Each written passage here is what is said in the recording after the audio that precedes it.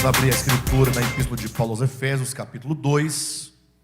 Vale lembrar que nós concluímos cabalmente o estudo do capítulo 1 de Efésios. Os irmãos podem recorrer ao nosso canal no YouTube, os irmãos encontrarão todas as mensagens ministradas baseadas no capítulo 1. E chegamos a ministrar ainda uma mensagem no capítulo 2 de Efésios. E nós então vamos retomar o capítulo 2 do início, embora já tenhamos uma mensagem ministrada, mas eu vou retomar pelo mesmo tema da última mensagem e vamos seguir como se estivéssemos começando hoje esse capítulo 2, ok?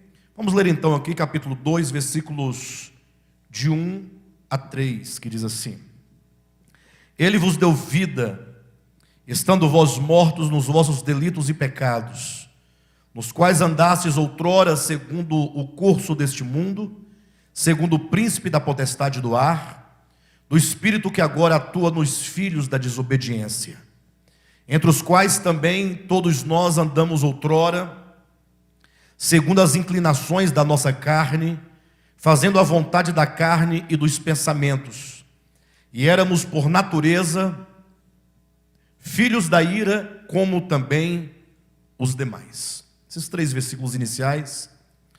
Queridos, a mensagem que nós trazemos a partir do capítulo 2, que foi a mensagem última que nós ministramos, e agora eu retomando, vou usar o mesmo tema. O tema que nós vamos tratar a partir do capítulo 2 dessa mensagem é um salto do céu para a terra, da eternidade para o tempo. Esse é o tema da última mensagem, e esse tema eu vou usar agora também na mensagem de hoje. Isso porque é muito significativo. A transição do capítulo 1 de Efésios para o capítulo 2, essa transição é muito significativa. É importante nós percebermos como que Paulo, ele gera uma nova perspectiva a partir do capítulo 2. Bem, de todo modo, o tema geral dessa epístola que foi proposto é a revelação do Cristo cósmico na economia de Deus. Ou seja, falamos de Cristo cósmico no sentido do Cristo atemporal, do Cristo não histórico. Porque o Cristo de Deus, ele tem 2 aspectos a serem observados.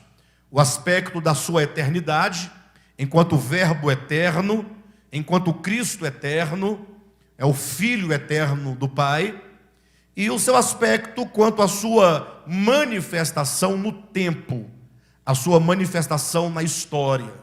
Chamamos Cristo cósmico ao Cristo fora do tempo, ao Cristo fora da história. Chamamos Cristo telúrico, uma expressão um pouco diferente, mas para se referir ao Cristo terreno, terreno no sentido positivo da palavra. Ou seja, esse Cristo manifestado na carne, esse Cristo que viveu sobre a terra por 30 anos, ou que seja, por 33 anos. Não é? Então a ênfase que nós vamos dar é ao Cristo cósmico, a esse Cristo eterno, mas como que ele está intimamente relacionado à obra de Deus em nós aqui na terra.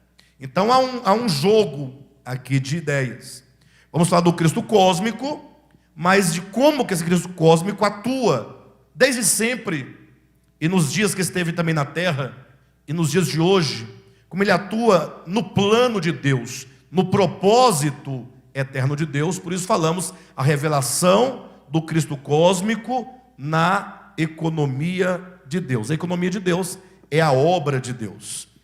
Quando falamos de Cristo cósmico, também é importante notar que essa expressão também se aplica ao Cristo coletivo, ou seja, ao Cristo eterno, que é o Cristo individual, mas também ao Cristo coletivo, que é uma novidade na história neotestamentária.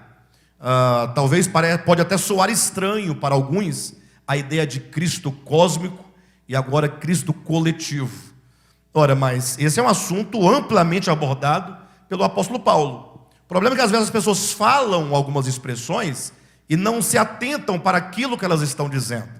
Imagine só você que o Novo Testamento apresenta uma grande verdade, quando diz que o Cristo de Deus, depois da sua morte e ressurreição, e sobretudo em ressurreição, ele agora se torna o cabeça de um corpo que lhe é gerado.